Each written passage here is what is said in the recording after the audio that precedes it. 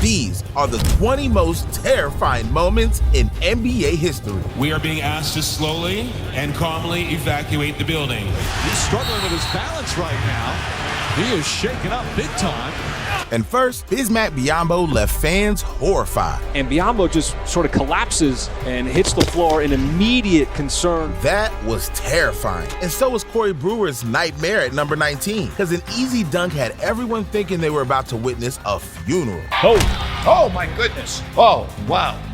That was a hard fall right there. Left my man terrified, just like the fans at number 18, because during the middle of NBA Summer League, the entire stadium rumbled. And we can feel tremors here in the building. The score clock is shifting ever so slightly. So people are heading to the exits as we speak. But number 17 was even scarier, because Marquise Daniels went face first into a blackout. Both ends of the floor.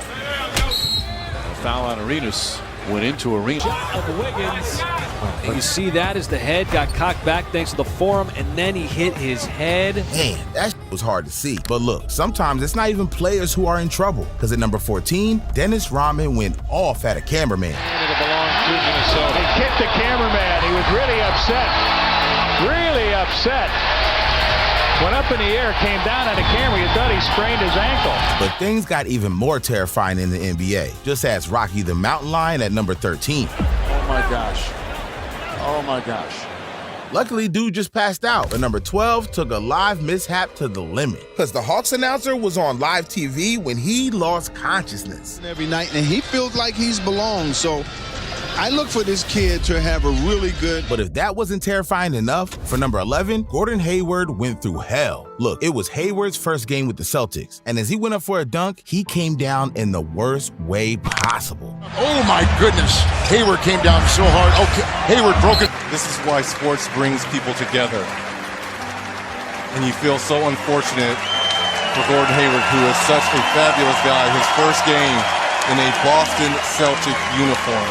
That's an injury people will never forget, but it was nothing like the punishment the player at number 10 took. I'm talking about a moment that went down as one of the most remembered horrors in NBA history. See, in 1977, a fight broke out between the Rockets and Lakers. Now, Rudy Tomjanovich ran out to break up the fight, but Kermit Washington was already on edge. And when he saw another body running after him, he swung hard. Now, his punch did damage beyond belief, because Rudy barely made it to the hospital in time to stay alive. I mean, dude fractured his skull, broke his jaw, and nose, and caused fluid to leak into his brain. And his emergency room surgery ended his all-star trajectory right there. But things got even scarier at number 9, because Lou Williams had to think fast before he was shot. See, Lou was just chilling in his car when someone knocked on the guy something fast, so his defense became McDonald's. He said, man, I just got out of jail. Only thing I got is a bus ticket, bro.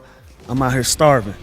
And I was just thinking on my feet. I said, look, bro, it's a McDonald's right there. You meet me at the McDonald's, I'll buy you whatever you want to eat. He said, all right, cool. So my first thought was, do I let him get in my car? I was like, hell no.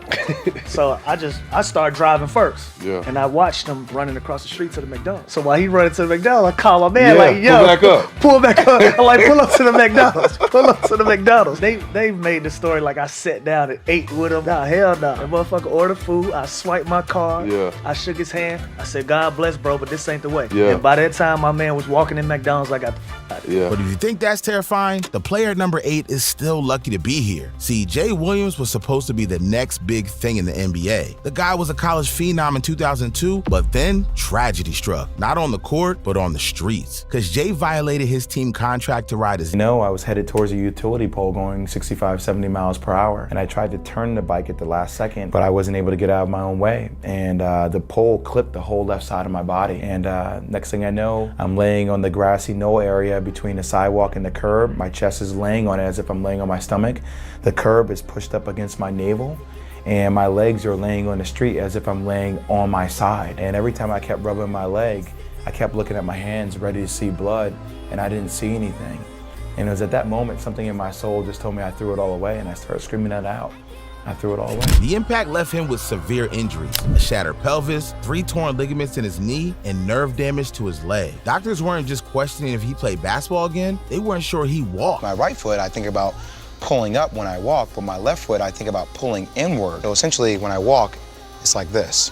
So, I mean, to retrain yourself how to walk like that, and then let alone try to run for it to become secondhand nature, it took a long time. That was a close call, but Nate Robinson was even more helpless at number 6. See, Nate had a career that could only be described as full of heart. He was a 5'9", 3-time slam dunk champion and had an energy that never quit. But behind all that jump out the building dunking, Nate was quietly battling something much scarier. And Nate avoided these issues while being bounced around the league and making huge plays, but his health issues couldn't be avoided any longer. 2006, my doctor, Lisa Callahan, found my blood pressure to be pretty high, and they ran tests and did a whole bunch of stuff and seen that my kidneys were failing.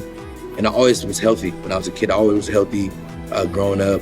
You know, I never was sick, always had good health. And there were times where I got sick and I was just throwing up and I couldn't control what was going on. And they had to put me in the hospital for a couple days. And, you know, I would come out feeling greater than I've ever felt before. So I just, you know, kept dealing with the routine over the years. Now, after Nate stopped playing, his kidneys got worse. He was facing his most terrifying enemy yet. Because after the club was shut down, one wrong move, and Cephalosha suffered the worst injury of his career. Stop! Oh my God. The scuffle left him with a broken leg and nerve damage that needed surgery immediately. You know, one of the officers came from behind and kicked me in the leg. And you had ligament damage? Correct. As well? Mm-hmm.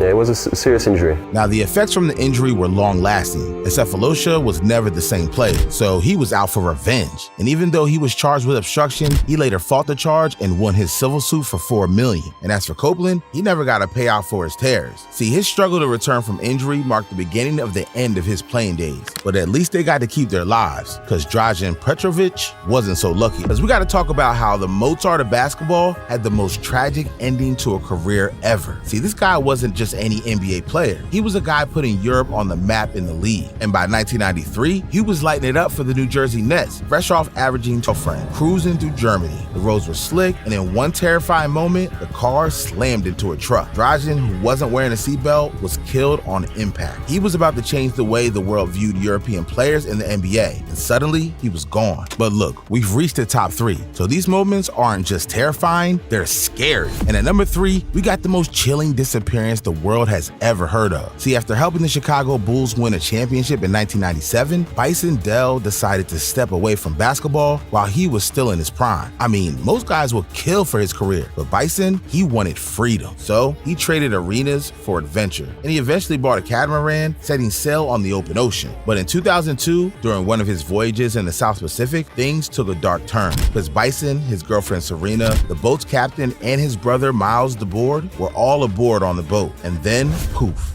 they vanished. For weeks, no one heard from them. That was until Bison's brother suddenly reappeared in the US. Using Bright wasn't just a player, he was a hometown hero, a Memphis legend who played 13 seasons in the league, known for his hustle, heart, and love for his community. But in July 2010, Lorenzen vanished without a trace. Days later, that desperation turned into horror, because his body was discovered in a wooded area outside of Memphis. The details were brutal. He had been shot multiple times, execution style. But even more chilling, a 911 call he made the night of his murder, where you could hear the terror. Georgetown 911, where's your emergency? Hello? Hello? Hello? Now, for 7 years, his case went cold. No suspects, no arrests, just an eerie silence surrounding his death. But in 2017, the truth finally began to unravel, because police found the murder weapon in a nearby lake, and it led them straight to Lorenzen's ex-wife, Shira Wright, and her accomplice, Billy Ray Turner. Did you have any part in it? And I'm just gonna do what I'm good at doing.